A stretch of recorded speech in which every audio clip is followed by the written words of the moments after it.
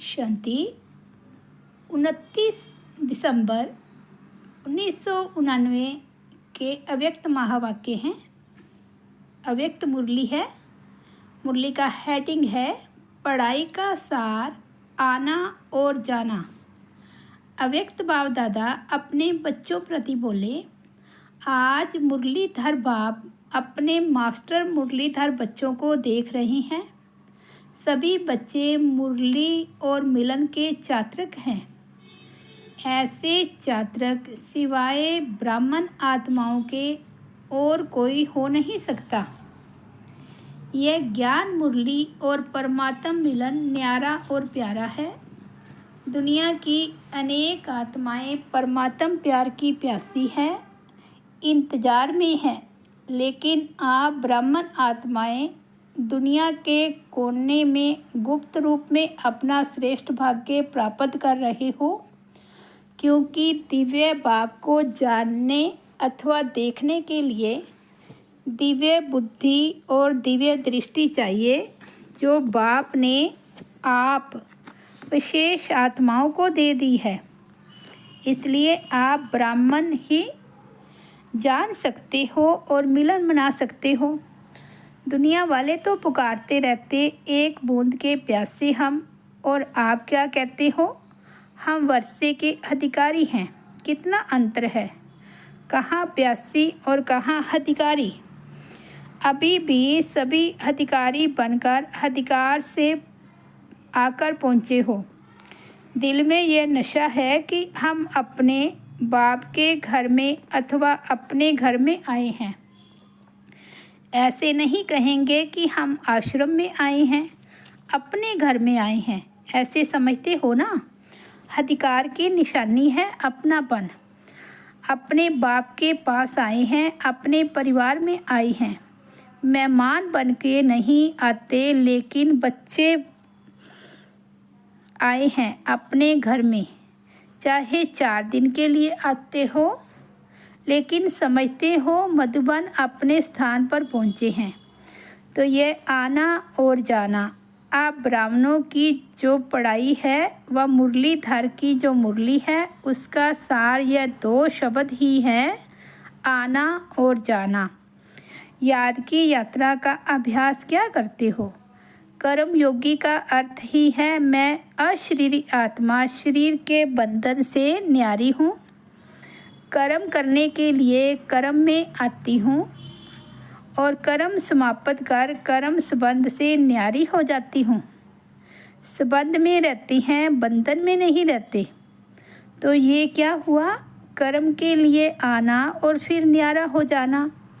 कर्म के बंधनवश कर्म में नहीं आते हो, लेकिन कर्म इंद्रियों को अधीन कर अधिकार से कर्म करने के लिए कर्म योगी बनते हो। इंद्रियों के कर्म के वशीभूत नहीं हो।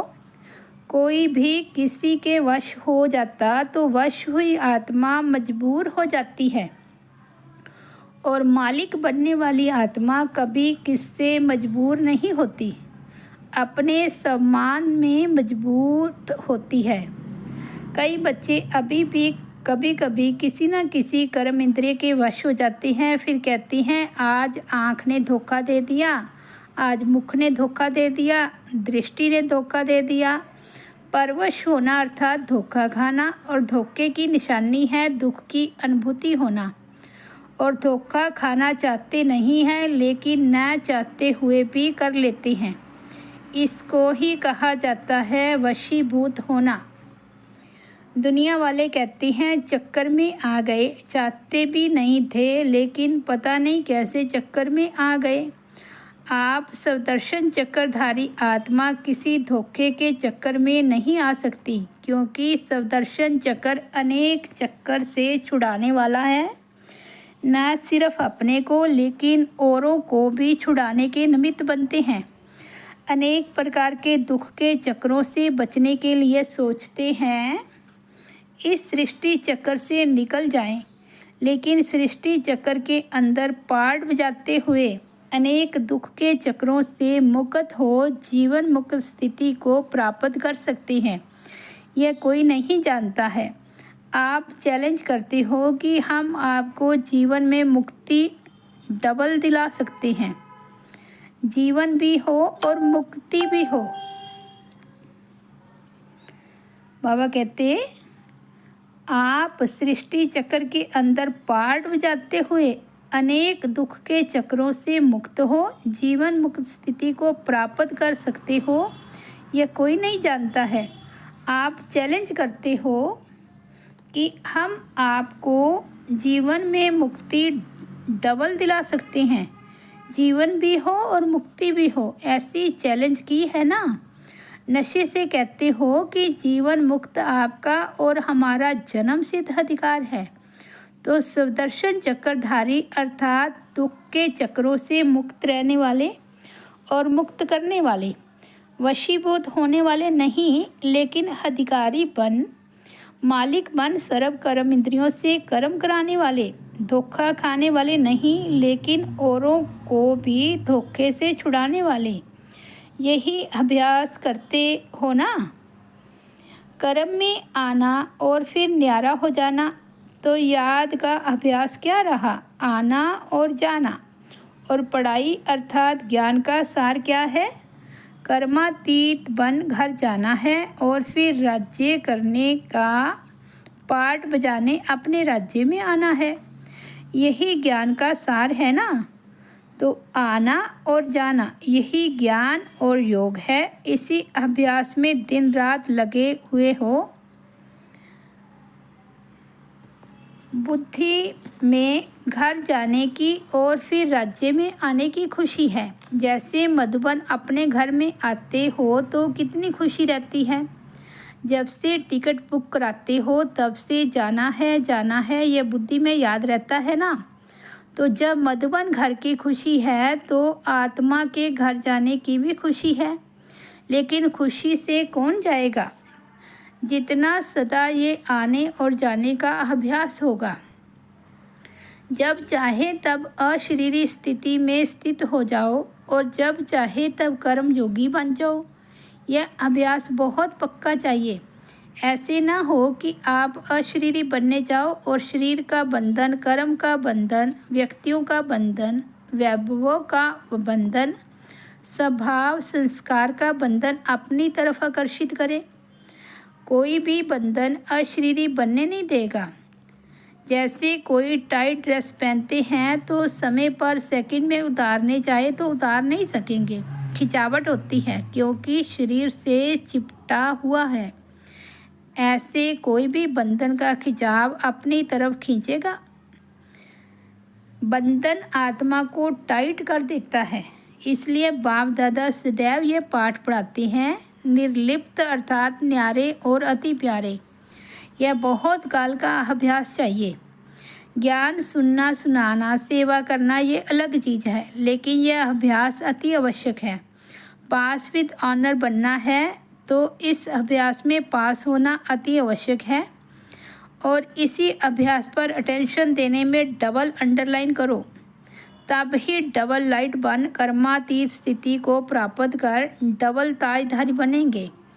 ब्राह्मण बने, बाप के वर्षे के अधिकारी बने, गॉडली स्टूडेंट बने, ज्ञानी तो आत्मा बने, विश्व सेवादारी बने। यह भाग्य तो पा लिया, लेकिन अब पास विद ऑनर होने के लिए, कर्मातीत स्थिति के समीप जाने के लिए, ब्रह्मा बाप समान न्यारे अशरीरी बनने का अभ्यास पर विशेष अटेंशन। जैसे ब्रह्मा बाप ने साकार जीवन में कर्मातीत होने के पहले न्यारे और प्यारे रहने का अभ्यास का प्रत्यक्ष अनुभव कराया, जो सभी बच्चे अनुभव सुनाते हो। सुनते हुए न्यारे, कार्य करते हुए न्यारे, बोलते हुए न्यारे रहते थे। सेवा को व कोई कर्म को छोड़ा नहीं, लेकिन न्यारे हो लास्ट दिन भी बच्चों की सेवा समाप्त की। न्यारापन हर कर्म में सफलता सहज अनुभव कराता है। करके देखो, 1 घंटा किसको समझाने की भी मेहनत करके देखो तो उसके अंदर में 15 मिनट में सुनाते हुए, बोलते हुए न्यारेपन की स्थिति में स्थित होकर दूसरी आत्मा को भी न्यारेपन की स्थिति का वाइब्रेशन देकर देखो। जो 15 मिनट में सफलता होगी वह 1 घंटे में नहीं होगी। यही प्रैक्टिस ब्रह्मा बाप ने करके दिखाई। तो समझा क्या करना है। पहले निमित्त तो टीचर्स हैं, फॉलो फादर करेंगी ना। सेवा का विस्तार भल कितना भी बढ़ाओ, लेकिन विस्तार में जाते सार की स्थिति का अभ्यास कम ना हो। विस्तार में सार भूल न जाए। खाओ पिया सेवा करो, लेकिन न्यारेपन में को नहीं भूलो। वाणी द्वारा भी कहाँ तक सेवा करेंगे, कितने की करेंगे। अब तो रूहानी वाइब्रेशन, अशरीरीपन की स्थिति के वाइब्रेशन, न्यारे और प्यारेपन के शक्तिशाली वाइब्रेशन वायुमंडल में फैलाओ। सेवा की तीव्र गति का साधन ही यही है। दूसरों की सेवा करने के पहले स्वयं इस विधि से संपन्न होंगे, तब सेवा की स्थिति को प्राप्त करेंगे। अब वाणी में आना सहज हो गया है और दिल से भी करते हो, क्योंकि अभ्यास पक्का हो गया है। ऐसे यह अभ्यास भी नेचुरल हो जाएगा। इस नेचुरल अभ्यास से ही नेचर बदली होगी। चाहे मनुष्य आत्माओं की नेचर, चाहे प्रकृति नेचर। समझा। मुश्किल तो नहीं लगता है ना। बड़े ते बड़े बाप के बच्चे हैं और बड़े ते बड़ी प्राप्ति के अधिकारी हैं, तो उसके लिए कोई बड़ी बात नहीं। अटेंशन रखना तो आता है ना, कि टेंशन रखना आता है। निजी संस्कार अटेंशन के हैं। जब टेंशन रखना आता है तो अटेंशन रखना क्या बड़ी बात है। टेंशन रखने में तो आदती हो गए ना। अटेंशन का भी टेंशन नहीं रखो, लेकिन नेचुरल अटेंशन हो।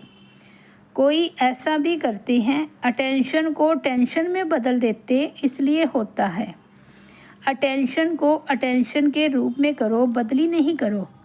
ओरिजिनल अभ्यास आत्मा को न्यारे होने का है।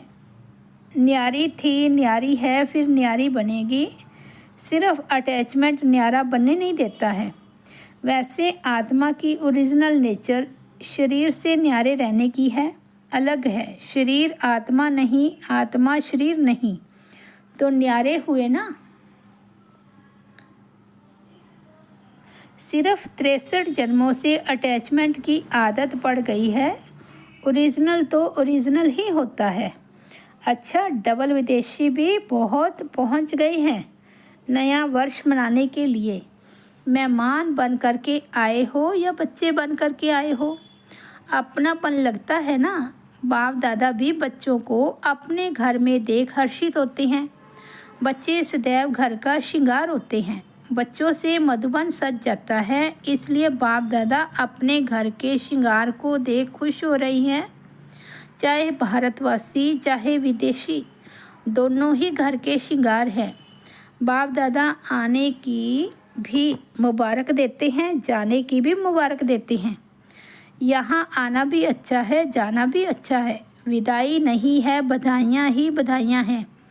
जाएंगे तो सेवा की बधाइयाँ, और यहाँ आए हो तो मिलने की बधाइयाँ। दोनों ही मुबारक है ना। अच्छा, सर्व देश विदेश के सदा अधिकारी बच्चों को सदा ज्ञान और याद के सार में रहने वाली श्रेष्ठ आत्माओं को सदा आना और जाना इस स्मृति से संपन्न बनने वाली आत्माओं को, सदा ब्रह्मा बाप को फॉलो करने वाले कर्मातीत स्थिति के समीप पहुंचने वाली योगी आत्माओं को, सदा अपनेपन के अनुभव और अधिकार की खुशी में रहने वाले खुश मिजाज बच्चों को बाप दादा का याद प्यार और नमस्ते। हम रूहानी बच्चों की रूहानी बाप दादा को याद प्यार, गुड मॉर्निंग और नमस्ते।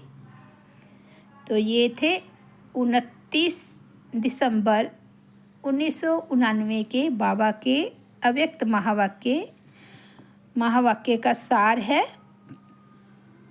मुरली का हेडिंग है पढ़ाई का सार, आना और जाना। ओम शांति।